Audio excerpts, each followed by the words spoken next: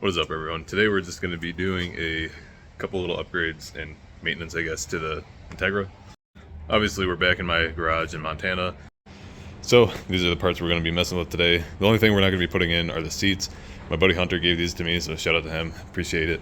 These are same exact seats that are in my car already, but these have a smaller tear, so I want to get these actually sewn up pretty nice and then clean them up and then swap them into my car and keep the other ones for spares or get those redone or whatever. It's just always nice having extra parts. But yeah, we're going to be putting the full red taillights on. Jay Knowles, shout out to you for giving me those taillights for free. But yeah, get rid of the orange, a little turn marker or turn signal. And then these are actually the brakes off my brother's Integra.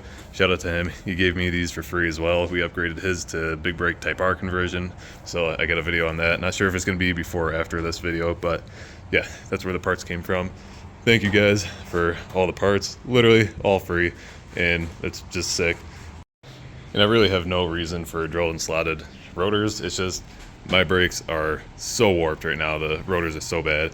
They actually shook my control arms loose because it's just, I've been driving it so much like that, and I just haven't had the money to really buy new ones. I was going to try yanking them off this parts car before, but then I went out to New York and my brother gave me the parts anyway, so we're just going to be throwing these on. I know they're good, and yeah, finally get rid of that shake. They're so bad, I just like avoid using my brakes at all costs until I have to, like just downshifting and then at the last minute use my brakes because it's just so bad.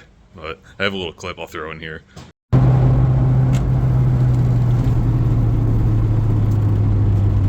Anyways, let's bring the GSR in the garage.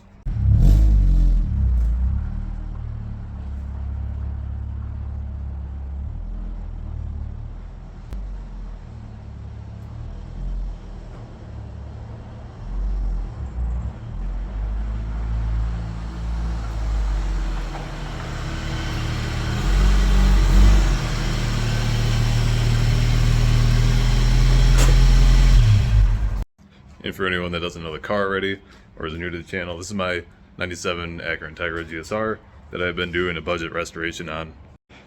I've got a few videos, thumbnails this car with the title GSR Rescue and Revival. So if you want to check those videos out to see how far this car has come. But anyways, let's get to it.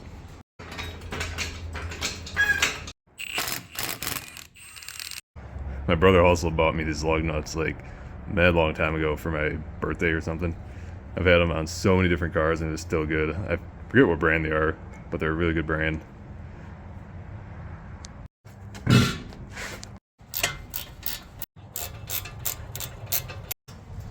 always take this little thing off to give you more room with the hose so you're not yanking on it too hard.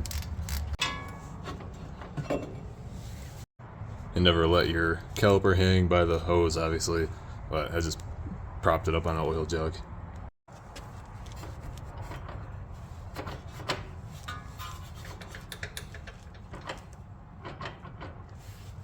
Doggone, the C's down.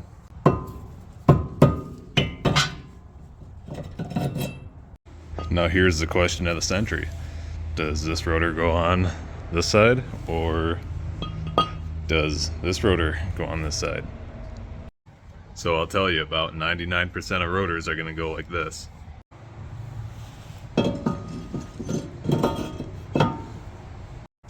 So the reason being is because you want those grooves to cut into your pad like that, because your caliper is in the front.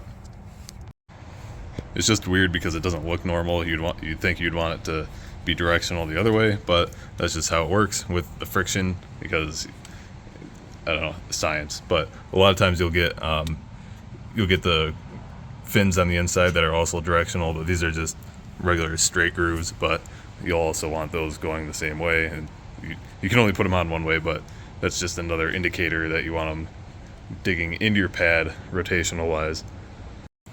He also gave me his pads, and I'm going to throw these on because I'm pretty sure they're a better compound than the ones that I had on there. Or actually, I don't even know what those are. Those were on the car, I think, when I got it.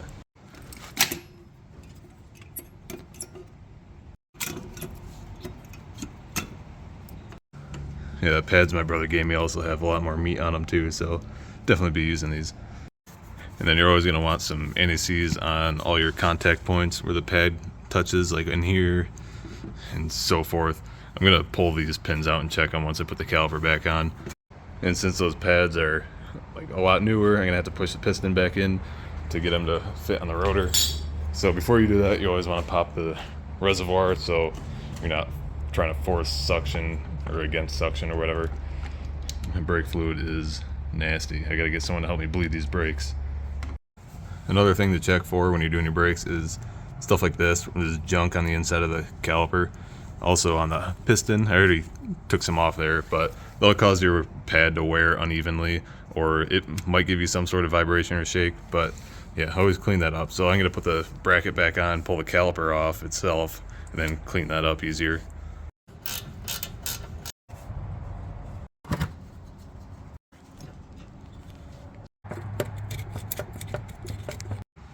Alright, cleaner than my record. So I don't have one of those fancy caliper piston collapsing tools, so what I do is just use the old brake pad and a good old trusty C-clamp. Oops, camera's falling. But yeah, just tighten it up and push it back in.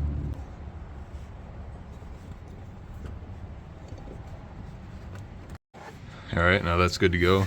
But before we put the pads back on and before we lube the friction areas, we're gonna take a little bit of like sandpaper, and you want to do like a circular motion on the rotor because that'll keep it from grabbing the old grooves like the pad. So that'll give you like maybe some sort of vibration, but it'll definitely cause it to squeak.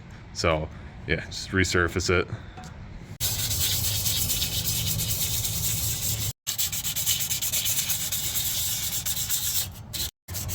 Definitely easier to do this off the car. I was just getting ahead of myself. I kind of lose track when I'm videoing everything. Alright, now that we rebuilt our rotors, give it a little shot of brake clean. We'll check our pins. Not too bad, but we got them out, so we'll put new anti-seize on them.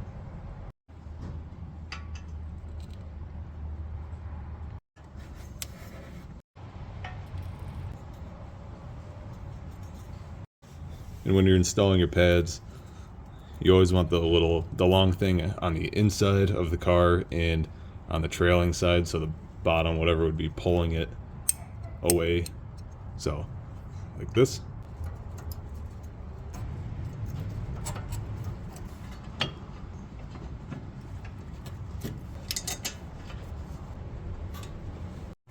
This is what happens when I film stuff because I'm multitasking. I forgot to put this on, so I gotta remove that quick and throw this on, and then we'll be good to go on this side.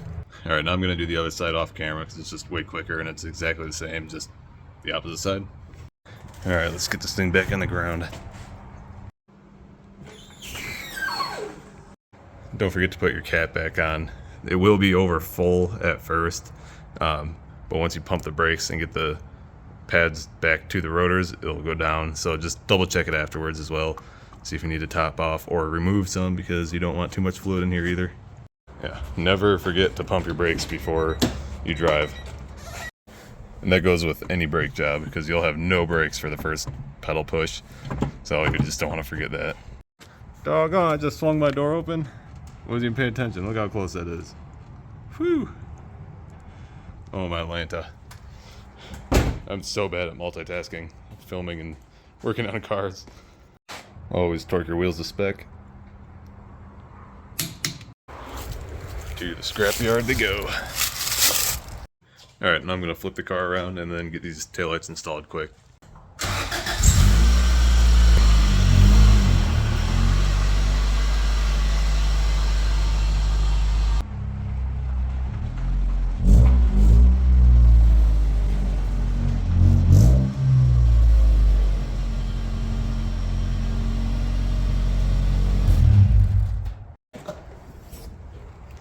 I'm not going to really film this because it is very boring, and I think I've already had several videos where I take the taillights out of an Integra, so I'm going to just swap them quick, and then we'll go for a drive and see if it solved my shaking issue. Dude, even the harnesses on these taillights are mint. Usually they're all hacked up and whatnot. I actually just redid my harnesses because they were so messed up. So, that is sick. I was going to transfer my harness over, but now I don't have to. I am going to swap my LED bulbs over, though.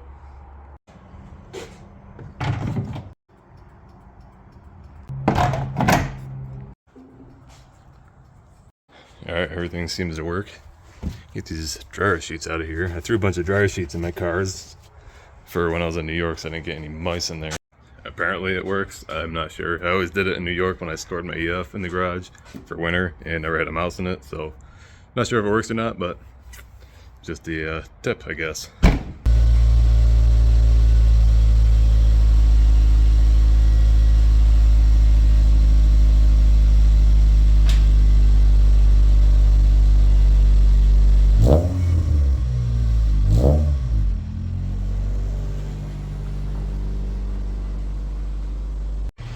Alright, moment of truth.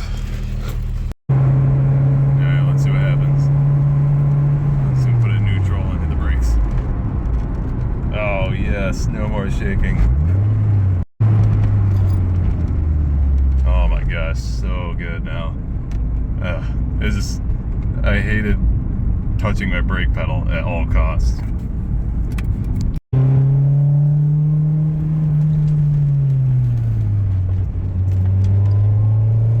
Also, I don't know why battery light's coming on now. Check my voltage and all that, and it's still good. Charging and when the battery's sitting, so I just did that yesterday when I drove the car for the first time since I've been back. And it goes off at high RPM, so I don't know. I'm gonna run it for now and see what happens. I'm doing some heat cycles of the brakes just to get them, get the surface coated. And yeah, that's about it. We'll go take some pictures.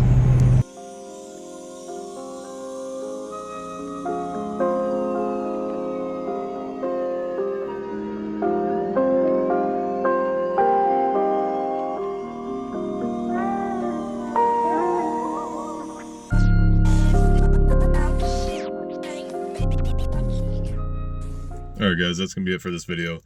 Hope you enjoyed. If you liked the video, appreciate a like. Subscribe if you want to stay up to date with builds and projects. And follow my Instagram, Conjo_brothers, if you want to see more stuff on there. And again, huge shout out to my brother Chaz, Jay Knowles, and Hunter for the parts. Very grateful for it. And if you haven't already, check out Jay Knowles' build overview video of his RS Integra with the JDM front end. I think it's sweet and can't wait to see it finished. Anyways, I'll see you in the next one, and thanks for watching. And by the way, my alternator went like the next day. It's like a week later now. And I finally got the new alternator. Just dealing with the parts store being a typical parts store, but yeah, putting it now. So yeah, just a little update for you guys since they didn't release a video yet. And it's a pain in the butt. I don't know if it's just because it's a GSR. You can't take it out from the top. Had to drop the axle, which isn't that big of a deal, but just you have like no room for your hands in here. Just typical stuff. It'd be a lot easier with a lift, but you know, your boy ain't got a lift here. But I'll see you in the next one.